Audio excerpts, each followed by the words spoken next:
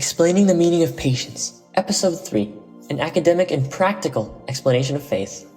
In the previous episode, we mentioned that Imam Ali, peace be upon him, said, patience is half of faith. We also said that in order to understand the meaning of patience, we must first understand the meaning of faith. Through this, we can comprehend the connection between faith and patience, and why patience is considered half of faith. We mentioned that it's necessary for a person to undergo the stage of acquiring knowledge before moving on to practical faith. However, it's essential to understand that Allah, the Most High, has an infinite presence, and every day, He guides creation towards new levels of perfection. As He says, every day He is a new splendor. This means that every day brings a journey towards perfection in the realm of possibilities. Therefore, all of humanity, including the prophets and Imams, peace be upon them, must keep pace with the ongoing divine guidance and continue progressing in their understanding and practice of faith. They must align themselves with the ever-evolving stages of divine guidance. It means they transition from one level of knowledge to another, following the journey of perfection that Allah, the Almighty, dictates for all beings. Therefore, when we say that we must first go through the scholarly stage, we don't mean that knowledge comes to an end and then we start with practical faith only. Rather, we continue learning, and as we advance in knowledge, we also act upon it.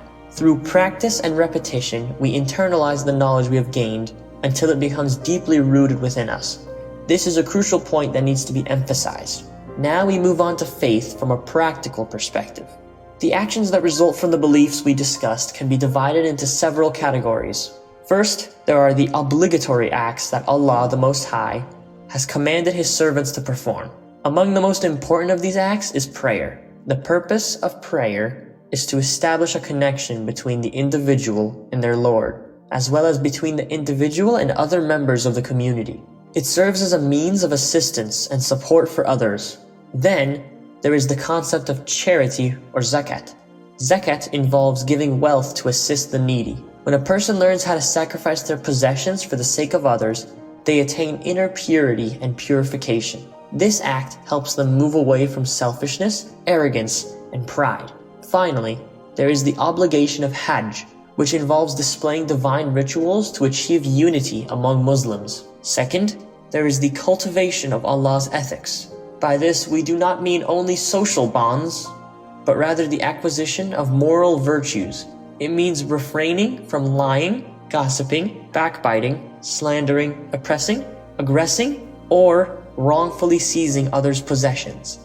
This is the second stage of faith from a practical perspective. Third, after these two stages, it's time for enjoying what is good and forbidding what is evil, which are fundamental principles of Islam. This person now understands the religion and what Allah desires in terms of promoting goodness and preventing evil.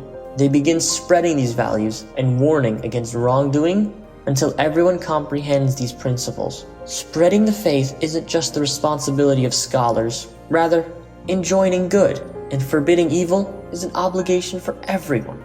However, to do this effectively, we must first become knowledgeable so that we don't unintentionally mislead others. In the next session, we will discuss the fourth stage in the levels of faith in Allah, the Most High.